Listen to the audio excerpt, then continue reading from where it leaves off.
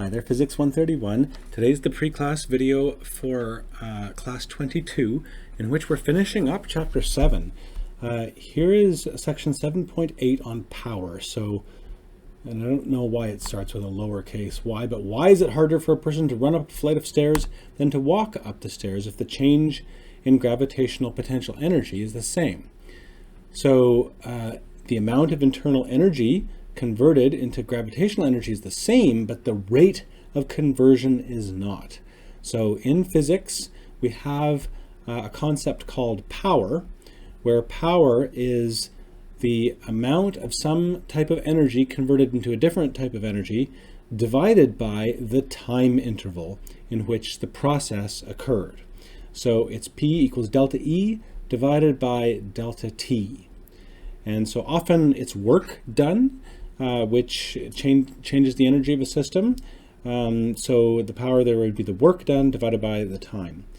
And so work has units of joules, time has units of seconds. So the SI unit of power is joule per second, but it has its own special name, which is called watt.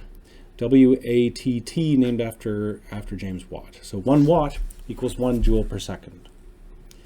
And it tells you that a cyclist in good shape has an output power of about 400 to 500 watts. Power is sometimes expressed in horsepower. So a horse delivers about 746 watts, I guess. So a 50 horsepower engine, you can just multiply there, outputs about 37,000 watts. So, and there's a question about car power. Basically, idea is you're changing energy. So they say the change in energy is kinetic energy, 1/2 mv squared, and divide by the time. So nice little example question there. And the last section of chapter 7 is called 7.9, improving our model of gravitational potential energy. And the thing we're trying to improve is actually this MGY, where we talked about gravitational potential energy for an object with a certain height with respect to a chosen zero level. But remember, if you have planets out in space or something, the force of gravity is capital G, m1 times m2 divided by r squared. So how do you get gravitational potential energy? Well, it turns out you can figure out an equation. They go through it a little bit, and here it is, actually, is equation 7.11. which is gravitational potential energy equals negative capital G times the mass of one object times the mass of the other, m1 times m2, divided by r, just the radius between the distance between the two centers. So it's a negative number.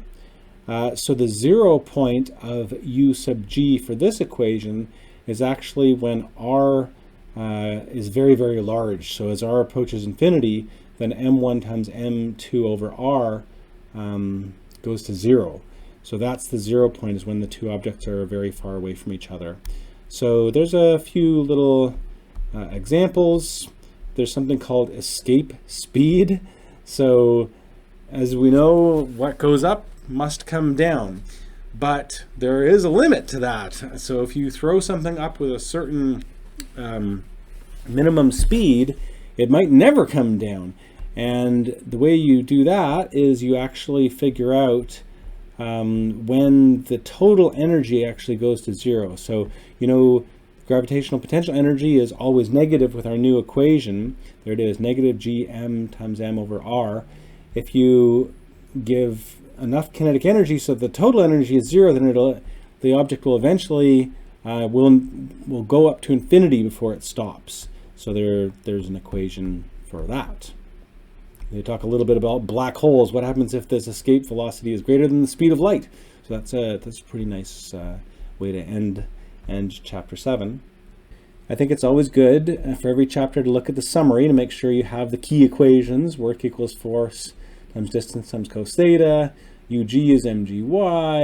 Ug in general is negative g m1 m2 over r. K is 1/2 mv squared. The spring elastic potential energy, 1/2 kx squared. Internal energy is often the kinetic friction times d. you total energy, you add those all up. There's the work energy principle. So if you do work on a system, it increases the energy. There's some stuff about collisions, some stuff about power. And of course, all the end of chapter questions and problems, some of which might show up on your problem set. So that's it for the reading for class 22. Have a great day, and I'll see you Wednesday. Bye.